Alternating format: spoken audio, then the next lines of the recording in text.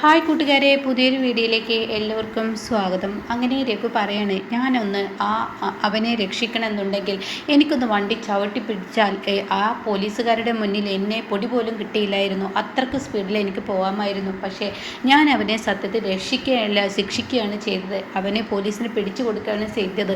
അപ്പോൾ അത് കേൾക്കുന്ന അമ്പിളി പറയണം, അങ്ങനെ പോലീസിന് പിടിച്ചു കൊടുത്താൽ നിങ്ങൾക്ക് ശരിക്കും ഇത് തരേണ്ടതല്ലേ എന്നൊക്കെ അങ്ങനെ പറയുമ്പോൾ ശരിയാണ്, 25% എനിക്ക് തരേണ്ടത് തന്നെയാണ്. പക്ഷേ ഞാനതൊന്നും അർഹിക്കുന്നില്ല. ആരുടെയും ഒരു മുതലേ ഞാൻ അറിയിക്കുന്നില്ല.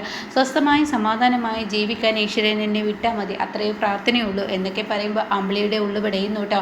അപ്പോഴാണ് സരോജിനി ആ വഴി വരുന്നത്. ലക്ഷ്മി മോൾക്ക് വല്ലാതെ വിശക്കുന്നു, നിങ്ങൾ ഭക്ഷണം കഴിക്കാൻ എത്തുന്നില്ലേ? ശരി, ഞങ്ങൾ വന്നേക്കാം എന്നും പറഞ്ഞ് അവരെ പറഞ്ഞു വിടുന്നു കേട്ടോ. പിന്നീട് മാഷിനെയും ചീരുവിനെയും അനുപമയൊക്കെയാണ് കാണിക്കുന്നത്. അനുപമ ഭക്ഷണം വിളമ്പി കൊടുക്കുന്നു, മാഷും ചീരും കഴിക്കുന്നു.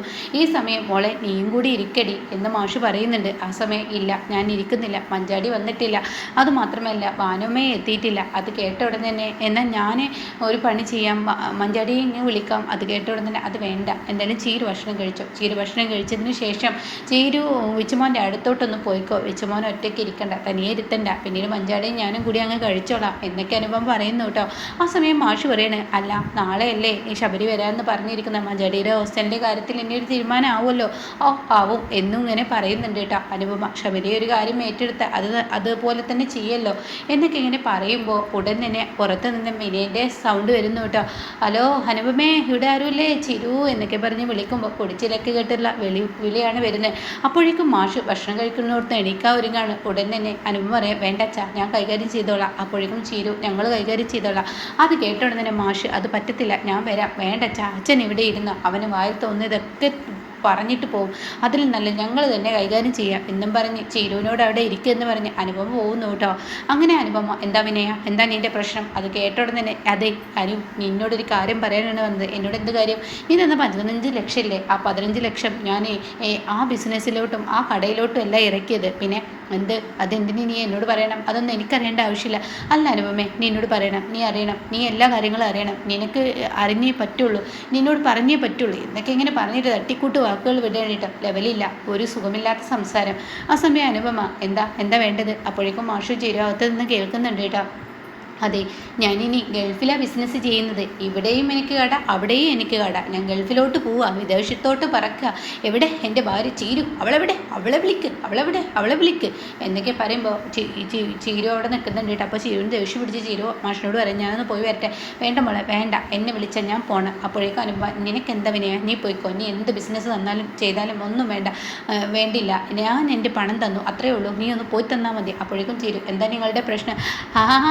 എൻ്റെ ബൊണ്ടാട്ടി ഇവിടെ ഉണ്ടായിരുന്നു അല്ലേ, എൻ്റെ ബൊണ്ടാട്ടി എൻ്റെ മുന്നിലോട്ട് ഇപ്പോഴെങ്കിലും എത്തിയല്ലോ, നിങ്ങൾക്ക് എന്താ വേണ്ടത്? നിങ്ങൾ എന്തിനാണ് അങ്ങോട്ടേക്ക് വന്നത്? അതെ, ഞാനൊരു ബിസിനസ് തുടങ്ങുകയാണ്, ഞാൻ വിദേശത്തോട്ട് പറക്കുകയാണ്.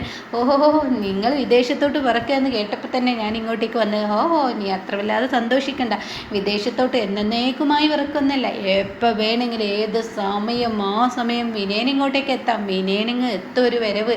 അതായത് എൻ്റെ പൊന്നുമോന് വിറക്കാൻ പോവില്ലേ, എൻ്റെ പൊന്നുമോൻ പ്രസവിക്കുന്ന അന്ന് ഞാനിവിടെ എത്തിയിരിക്കും, ഈ വിനയൻ ഇവിടെ ഉണ്ടായിരിക്കും. ഈ വിനയൻ്റെ നാൾ മാറി മറിയുന്നതിൻ്റെ ലക്ഷണമാണ് ഈ കാണുന്നത്. എൻ്റെ മകൻ്റെ വരവും കൂടി ആയിക്കഴിഞ്ഞാൽ വിനയൻ പിന്നെ ഈ ലോകത്തൊന്നും ആവില്ല, വിനയൻ നിലം തൊടില്ല, വിനയൻ പറക്കും എന്നൊക്കെ ഇങ്ങനെ പറയുമ്പോൾ ഉടൻ തന്നെ അവിടെ ചീരുവിന് ദേഷ്യം പിടിക്കാനിട്ടോ. നിങ്ങൾ എന്ത് ചെയ്താലും വേണ്ടില്ല. അപ്പോഴേക്കും പൊന്നുമോനെ അച്ഛൻ പൊട്ടട്ടോ, അച്ഛൻ പോയി എന്നവരുമ്മ എന്നൊക്കെ പറയുന്നുണ്ട് കേട്ടോ. ആ സമയം ഇത് കേൾക്കുമ്പോൾ ചിരുവിനെ ചിരുവിനെ തട്ടി മാറ്റാൻ ശ്രമിക്കണം. വിനയനല്ലേ വിളഞ്ഞു പറ്റിയാൽ പെട്ടെന്ന് ഒഴിവാകും. എന്നാൽ അതിലേക്ക് അപ്പുറമാണ് വിനയൻ എന്ന വ്യക്തി. അങ്ങനെ ചീരു അകത്തോട്ട് ചെല്ലാണ്. അച്ഛാ, എനിക്കിനി ഇവിടെ നിൽക്കാൻ വയ്യ, അച്ഛൻ നേരത്തെ പറഞ്ഞല്ലോ നാളെ പഞ്ചരത്നത്തിലോട്ട് പോവുകയാണ്, ഇനി രഘുവേട്ടനെ അമ്പിളി ചേച്ചി ഒറ്റയ്ക്ക് നിർത്താൻ പറ്റില്ലെന്ന്. അവരുടെ അവസ്ഥ വളരെ പരിതാപകരമാണ്. 2 കിലോ സ്വർണ്ണം കിട്ടിയിട്ടുള്ളൂ, 1 കിലോ എവിടെയെന്ന് മിസ്സിംഗ് ആണ്. അതുകൊണ്ട് തന്നെ പുറത്ത് നിന്ന് മാഫിയയുടെ പ്രശ്നം ഈ പറയുന്ന രഘുവിനും അമ്പിളിക്കും ഉണ്ടാവും. അതുകൊണ്ട് എൻ്റെ മക്കൾ ഒന്ന് വച്ച പിടിക്കാൻ ഒറ്റക്കാലിൽ നിൽക്കാൻ നോക്കുമ്പോഴേക്കും അവർക്ക് ദൈവം തടസ്സങ്ങളാണല്ലോ കൊടുക്കുന്നത്. അതുകൊണ്ട് എനിക്കിവിടെ നിൽക്കാൻ പറ്റത്തില്ല എന്ന് അച്ഛനൊക്കെ ഞങ്ങളോട് നേരത്തെ പറഞ്ഞില്ലേ, അതുകൊണ്ട് തന്നെ ഞാൻ അച്ഛൻ്റെ കൂടെ വരട്ടെ. എന്താ മോളെ? അപ്പോഴേക്കും അനുപം പറയുന്നത്, നീ എന്തിനു പോകുന്നത്? ഞാനില്ലേ ഇവിടെ, നിനക്കെന്താ പേടിക്കേണ്ട ആവശ്യം? ഇങ്ങനെ കൊണ്ടുള്ള ബുദ്ധിമുട്ട് ഇനിയും ഉണ്ടാവും. എനിക്കത് താങ്ങാൻ കഴിയില്ല, എനിക്ക് കഴിയില്ല. എനിക്ക് പഞ്ചരത്നത്തിൽ അച്ഛൻ്റെ കൂടെ ഞാനും എൻ്റെ മക്കൾ സുഖമായി ജീവിച്ചാൽ മതി, അവിടെ നിൽക്കട്ടെ, ഞാൻ അച്ഛൻ്റെ കൂടെ പോരട്ടെ എന്ന് പറയുമ്പോൾ മാഷ് തൻ്റെ മകളെ മാറോട് നെഞ്ചോട് ചേർത്ത് പിടിക്കുന്നു കേട്ടോ. പോന്നോളൂ എന്നുള്ള ആ ഒരു ഇതായി.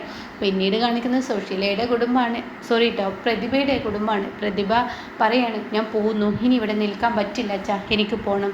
മോളെ, നീ ആ സുശീലയുടെ വീട്ടിലോട്ട് ചെന്നാൽ അവൾ എന്നെ സ്വീകരിക്കില്ല. നിൻ്റെ ഈ കുഞ്ഞ് ചാപ്പിള്ളയാണെന്ന് പറഞ്ഞ് നടക്കുന്ന അവളുടെ മുന്നിലോട്ട് നീ പോയിട്ട് കാര്യമില്ല. അച്ഛൻ പറയുന്നത് കേൾക്ക്. അത് കേട്ടുടനെ പ്രതിഭ, ഇല്ല, എൻ്റെ ജീവിതമാണ്, എൻ്റെ ജീവിതം തകർക്കാൻ സമ്മതിക്കില്ല, എൻ്റെ ജീവിതം അങ്ങനെ തകരാനും പറ്റത്തില്ല. അപ്പോൾ ഉടൻ തന്നെ സുധൻ പറയുന്നുണ്ട്, സുധൻ്റെ ഭാര്യയൊക്കെ പറയുന്നുണ്ട്, സത്യൻ അവൻ ഒരു വ്യക്തിത്വമുള്ളവനാണ്, മറ്റുള്ളവരുടെ വാക്കുകൾക്ക് വില കൊടുക്കാത്തവനാണ്, അതുകൊണ്ട് നീ പേടിക്കണ്ട. എൻ്റെ അമ്മ, അച്ഛ, നിങ്ങൾ മനസ്സിലാക്കണേ, ഏതൊരു മനുഷ്യനും എപ്പോഴാണ് മാറുന്നതെന്ന് പറയാൻ പറ്റില്ല. ആരെയും അമിതമായി വിശ്വസിക്കരുത്, അത് മക്കളായാലും ആരായാലും ശരി. എൻ്റെ ജീവിതം തകരാതെ നോക്കുന്നത് എൻ്റെ ഉത്തരവാദിത്തമാണ്. മോളെ, നീ ഗർഭിണിയാണ്, നീ ഈ ഗർഭം വെച്ച് അവിടോട്ട് പോയ പ്രശ്നമാവും. ഇല്ല, ഒരു പ്രശ്നവും ഇല്ല, ഞാൻ പോവാൻ തീരുമാനിക്കുന്നു. എനിക്ക് സത്യേട്ടൻ അല്ലെങ്കിൽ കൈവിട്ടു പോകും, അത് പാടില്ല, അതുകൊണ്ട് തന്നെ ഞാൻ പോകുന്നു എന്നാ തീരുമാനം പ്രതിഭ എടുത്തിരിക്കുന്നു കേട്ടോ. പിന്നീട് സുധനെയാണ് സുശീലയുടെ കുടുംബത്തെയാണ് കാണിക്കുന്നത്. എല്ലാവരും ഇങ്ങനെ ഭക്ഷണം കഴിക്കുമ്പോൾ ഇന്ദ്രൻ ചോദിക്കുകയാണ്, നീ പ്രതിഭയ്ക്ക് വിളിച്ചില്ലേ? അപ്പോൾ ഉടനെ ഞാൻ നേരത്തെ വിളിച്ചു, അപ്പോൾ പ്രതിഭയുടെ ഫോണ് സ്വിച്ച് ഓഫ് ആയിരുന്നു, പിന്നെ വിളിച്ചിട്ട് കിട്ടുന്നില്ല എന്നൊക്കെ ഇങ്ങനെ പറയുമ്പോൾ ഇന്ദ്രൻ പറയാണ്, എന്നെ എന്തോ സുധൻ പറഞ്ഞു എന്നാലും നീ അതിൻ്റെ പേരിൽ പ്രതിഭയുമായി ഒരു വഴക്ക് പാടില്ല, അവളുടെ വയറ്റിൽ നിൻ്റെ കുഞ്ഞുണ്ട്, അത് നീ ഓർക്കണം. അപ്പോൾ സുശീല, നീ എന്തിനാടാ വല്ലവരുടെയും കാര്യത്തിൽ ഇടപെടേണ്ടത്? അവൻ്റെ ഭാര്യയെ വിളിക്കാനും വിളിക്കാതിരിക്കാനൊക്കെ അവനറിയാം എന്ന് പറയുമ്പോൾ ഉടൻ തന്നെ ഇന്ദ്രൻ പറയാണ്, ഞാൻ അവനോട് പറഞ്ഞു കൊടുത്തു എന്നുള്ളൂ, അതിനെ അമ്മ ഇത്ര കുറ്റം പിടിക്കണ്ട. എടാ, നീ നിൻ്റെ കുഞ്ഞിനെയും കൂട്ടിയിട്ടാണ് പുറത്തോട്ട് പോയി എന്ന് പറഞ്ഞു, എന്നാൽ നിന്നെയും ഞാൻ കണ്ടല്ലോ, എൻ്റെ ഭാര്യയെയും കണ്ടല്ലോ. രജിസ്ട്രേഷന് പോയാൽ രജിസ്ട്രേഷൻ കഴിഞ്ഞ് വരണം, അല്ലാതെ അവളെയും കൊണ്ട് ഇങ്ങനെ അങ്ങോട്ടും ഇങ്ങോട്ടും നടക്കരുത്. എന്തെന്ന് വെച്ചാൽ ഡിവേഴ്സ് രണ്ട് ഇത് കഴിഞ്ഞിരിക്കുന്ന നിങ്ങൾ ഇനി ഒരിക്കലും ഇങ്ങനെ കറങ്ങി നടക്കുന്നത് ശരിയല്ല. ഡിവേഴ്സിന് ഒരുങ്ങി എന്ന് വെച്ചിട്ട് ഞാൻ അവളെ എൻ്റെ ബൈക്കിൻ്റെ പിറകിൽ ഇരുത്തേൽ എന്തെങ്കിലും കുഴപ്പമുണ്ടോ? അത് കേട്ടോടുന്നതിനിടെ ബുദ്ധിയില്ലാത്തവനെ ആളുകളെല്ലാം വല്ലതും പറയും. ആളുകൾ എന്തോ പറഞ്ഞോട്ടെ, ഞാൻ പോയത് ഹർഷയെ കാണാനാണ്. അത് കേൾക്കുന്ന സുശീലൊന്ന് ഞെട്ടിയിട്ടോ. എന്താടാ, എന്താ നീ പറഞ്ഞത്? അതെ, ഹർഷയെ കാണാൻ. അമ്മ ഒന്ന് കാണുന്നത് നല്ലതാണ്. മനുഷ്യൻ്റെ ജീവിതം ഇത്രയേ ഉള്ളൂ എന്ന് മനസ്സിലാക്കുന്നത് ഹർഷയിലൂടെയാണ്. ഒരു നിമിഷം കൊണ്ടാണ് എല്ലാം തകർന്നത്. അമ്മയൊന്ന് പോയി കണ്ടോളൂ. എത്രയായാലും അനുപമക്ക് സഹിക്കാനാവാതെ അനുപമ അങ്ങോട്ടേക്ക് പോയി എന്ന് പറയുമ്പോൾ സുശീലയുടെ നെഞ്ച് വിടക്കുന്നു കേട്ടോ. താൻ ഇനി എന്ത് ചെയ്യും എന്നാ പ്രതിസന്ധി. പിന്നീട് അമ്പിളിയാണ് കാണിക്കുന്നത്. അമ്പിളി ഇങ്ങനെ ഉറങ്ങാണ്. ഉറക്കത്തിൽ പെട്ടെന്ന് സഡൻ ബ്രേക്ക് പോലെ അമ്പിളി നീറ്റിയിരിക്കുന്നു. അമ്പിളിയുടെ മനസ്സമാധാനം പോയിരിക്കുന്നു. ആ സ്വർണം അത് എന്തിന് ഞങ്ങളുടെ കയ്യിൽ വീണ്ടും വന്നിരിക്കുന്നു? തീർച്ചയായും ഞങ്ങൾക്ക് രക്ഷപ്പെടാം എന്ന മനോഭാവത്തോടു കൂടി അമ്പിളി പാത്തും പതിയും കാറിലോട്ട് പതിയെ പോകുന്നു. ഒരു ഡർക്കിയൊക്കെ എടുത്തിട്ട് അങ്ങനെ കാറ് തുറക്കുന്നു. അമ്പിളിയെ സ്വർണ്ണം എടുക്കുന്നു. പിന്നീട് ആ സ്വർണം എവിടെ കൊണ്ടുവെക്കണം എന്നുള്ള ആ ഒരു തീരുമാനത്തിലാവുന്നു. തൻ്റെ റൂമിലോട്ട് വരുന്നു, ബെഡിനടിയിലോട്ട് വെക്കുന്നു, അൽമറയിലോട്ട് വെക്കുന്നു, വെച്ചോടുന്നെല്ലാം തിരിച്ച് എടുക്കുന്നു. അങ്ങനെ അമ്പിളിയും മൊത്തത്തിൽ സമനില തെറ്റിയിരിക്കുകയാണ്. ഇനിയാണ് കളി മാറുന്നത് കേട്ടോ. അങ്ങനെ അനന്തം മാഷിൻ്റെ റൂമിൽ, അച്ഛൻ്റെ റൂമിൽ തന്നെയാണ് ഈ സ്വർണ്ണം ഇരിക്കേണ്ടതെന്ന് അമ്പിളി മനസ്സിലാക്കും. അവിടെ കൊണ്ടുവെക്കുന്നുണ്ട്. പക്ഷേ അമ്പിളിക്ക് തിരിച്ചടി കിട്ടാൻ പോകുന്നത് അടിപൊളി തന്നെയായിരിക്കും കേട്ടോ. മാഷ് നാളെ എത്തുമ്പോഴായിരിക്കും അമ്പിളിയുടെ ആ തിരിച്ചടി വീഴുന്നത്.